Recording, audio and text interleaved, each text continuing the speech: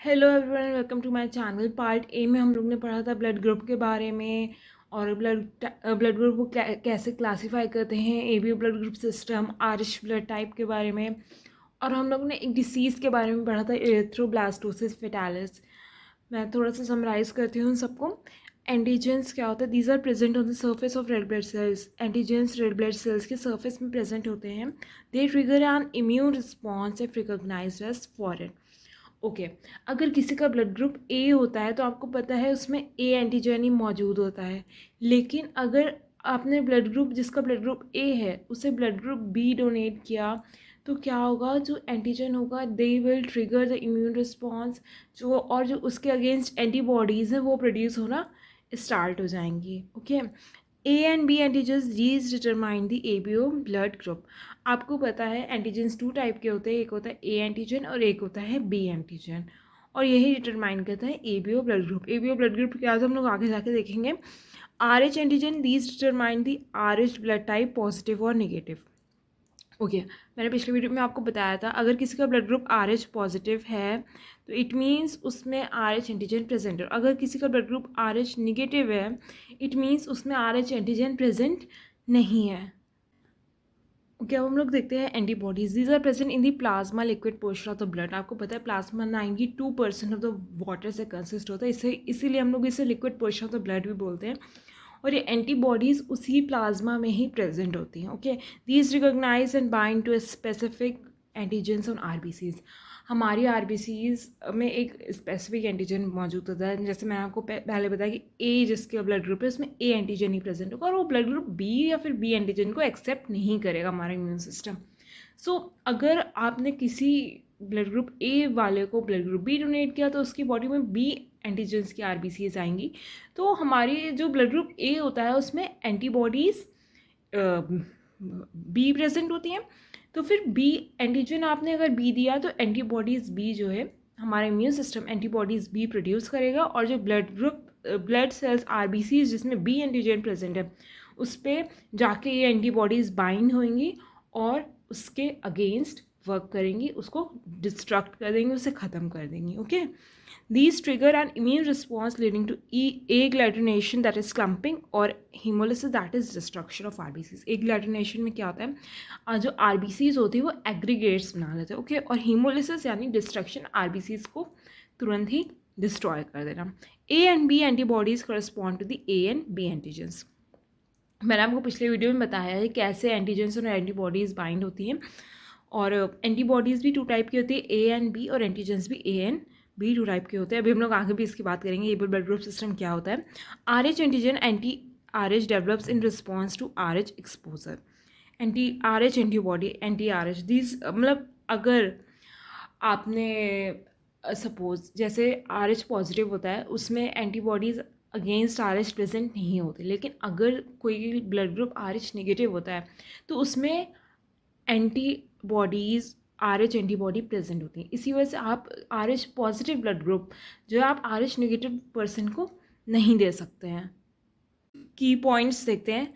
Antigens on RBCs stimulate antibody production in plasma. जो antigens RBCs में present होते हैं उसी के हिसाब से एंटीबॉडीज प्रोडक्शन होता है प्लाज्मा में।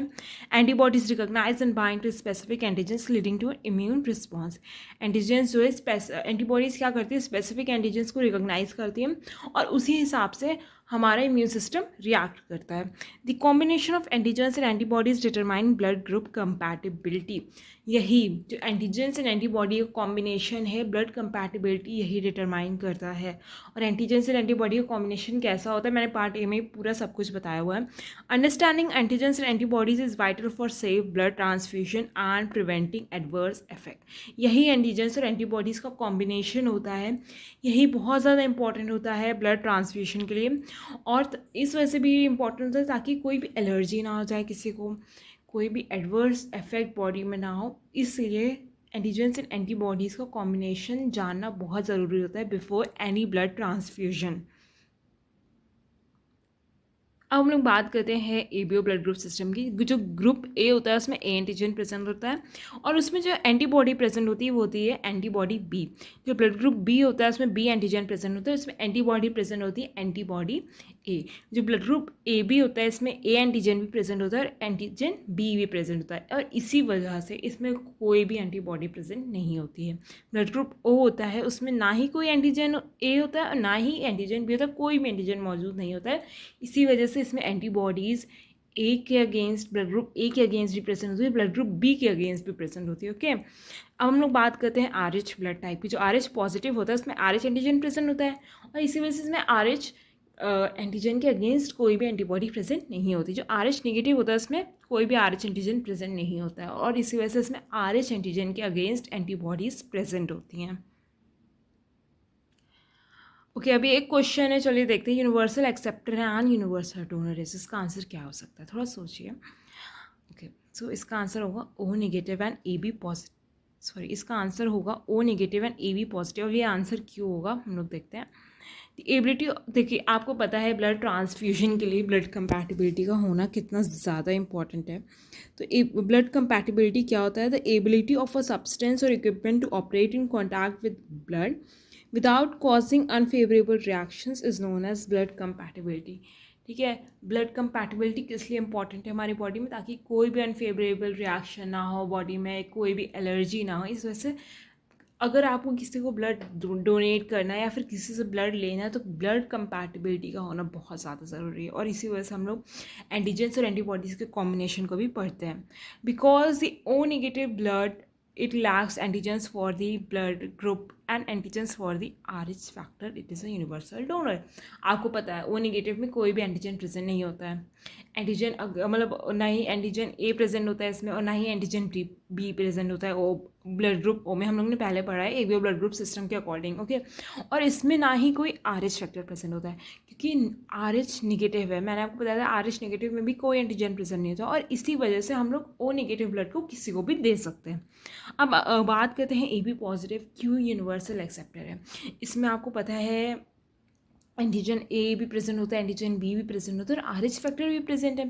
तो इसी वजह से इसमें कोई भी एंटीबॉडीज़ नहीं प्रेजेंट होती। इसमें no antibodies to A B and RH, इसमें कोई भी एंटीबॉडी प्रेजेंट नहीं होती, और इसी वजह से हम लोग ए बी पॉजिटिव ब्लड को इसी वजह से A B positive blood group जिसका होता है वो आसानी से किसी से भी ब्लड ले सकता है without causing any unfavourable reaction in the body, without any adverse effect.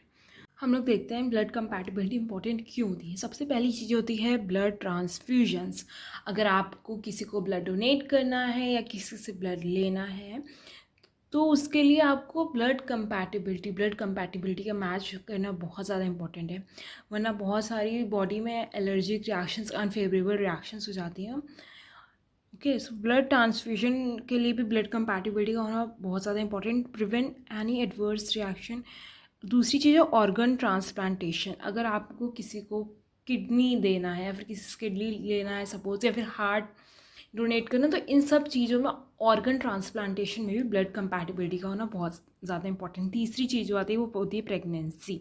To prevent complications due to RH compatibility between mother and foetus.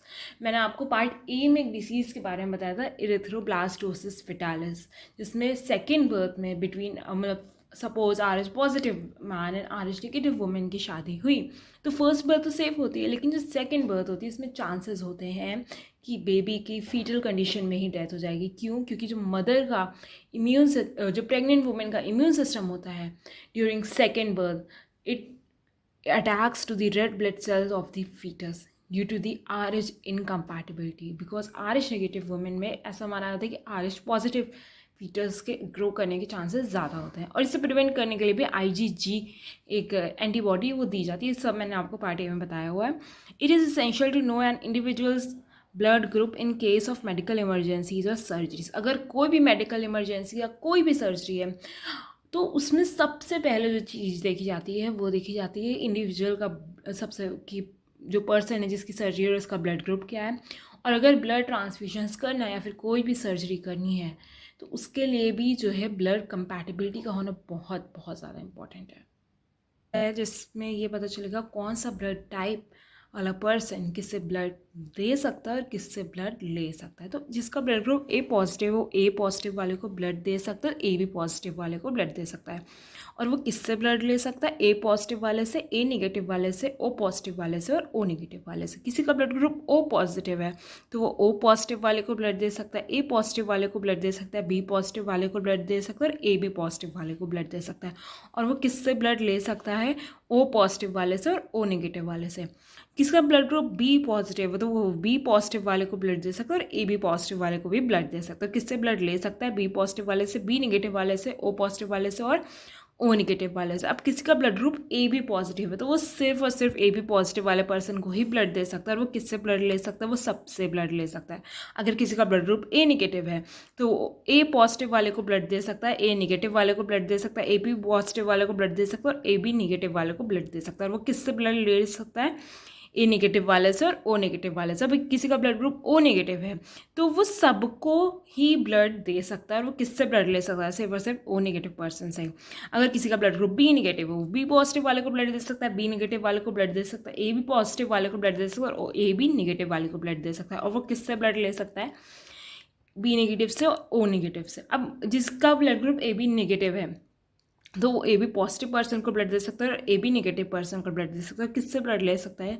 A B negative से, ए नेगेटिव से, बी नेगेटिव से और ओ नेगेटिव से।